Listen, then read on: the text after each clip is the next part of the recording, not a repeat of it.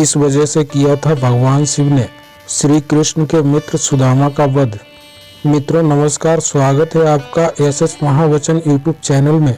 अगर आप चैनल पर नए हैं तो चैनल को सब्सक्राइब जरूर कर लें और घंटे को दबाकर ऑल पर सिलेक्ट कर लें ताकि ऐसी नोटिफिकेशन आप तक पहुंचती रहे। और वीडियो को छोटा सा लाइक भी कर दें। देरी न करते हुए वीडियो को करते हैं शुरू। भगवान श्री कृष्ण के मित्र सुदामा अपनी मित्रता की वजह से शास्त्रों में विख्यात हैं। श्री कृष्ण के मन में अपनी अलग ही छवि बनाने वाले सुदामा को दुनिया मित्रता के रूप में याद करती है, लेकिन सुदामा का एक रूप ऐसा भी था जिसकी वजह से भगवान शिव को उनका वध करना पड़ा था। इस सत्य पर विश्वास करना मुश्किल तो है, लेकिन अगर हम इतिहास के पन्ने पलटें तो यह सच सामने आता है। परंतु आखिर क्यों भगवान शिव को सुदामा का वध करना पड़ा? स्वर्ग के गोलोक में सुदामा और विराजा निवास करती थी। सुदामा विराजा से प्रेम करते थे, लेकिन विराजा कृष्ण से प्रेम करती थी। एक बार जब विराजा और श्री कृष्ण प्रेम में लीन थे तो स्वयं राधा वहां प्रकट हो गई और राधा ने विराजा को श्री कृष्ण के साथ देखकर विराजा को गोलोक से पृथ्वी पर निवास करने का श्राप दे दिया। और इसी कारणवश राधा जी ने सुदामा को भी पृथ्वी पर निवास करने का श्राप दे दिया, जिससे उन्हें स्वर्ग से पृथ्वी पर आना पड़ा। मृत्यु के पश्चात सुदामा का जन्म राक्षस राज दंभ के यहाँ शंखचूड़ के रूप में हुआ और विराजा का जन्म धर्मराज के यहाँ तुलसी के रूप में हुआ। शंखचूड़ माता तुलसी से विवाह के बाद उनके साथ अपनी राजधानी वापस लौट आए।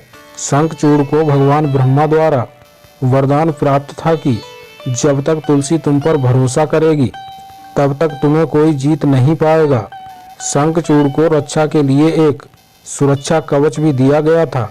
शंखचूड़ धीरे धीरे कई युद्ध जीतते हुए तीनों लोकों के स्वामी बन गए। शंखचूड़ के कुरु अत्याचार से परेशान देवताओं ने भगवान ब्रह्मा से इसका समाधान मांगा।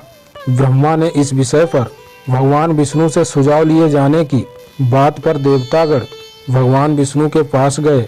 विष्णु जी ने देवताओं को शिव जी से सुझाव लेने को कहा।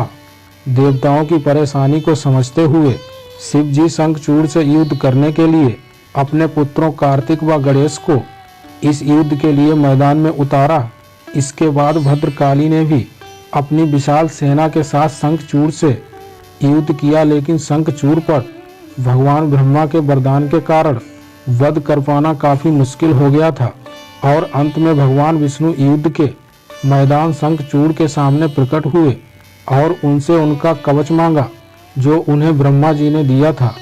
शंखचूड़ ने तुरंत ही कवच भगवान विष्णु को दे दिया। भगवान विष्णु उस कवच को पहनकर माँ तुलसी के सामने शंखचूड़ के अवतार में उपस्थित हुए। उनके रूप को देखकर माँ तुलसी ने उन्हें अपना पति मानकर उनका आदर सत्कार किया और इसके कारण माँ तुलसी का पतिव्रत नष्ट हो गया। पत्नी तुलसी की पतिव्रता में शंखचूड़ की शक्ति बसी थी। वरदान की शक्ति के समापन पर भगवान शिव ने शंखचूड़ का वध किया और देवताओं को उसके अत्याचार से मुक्त करा दिया। तो इसीलिए श्री कृष्ण के मित्र सुदामा के पुनर्जन्म शंखचूड़ का भगवान शिव ने वध किया।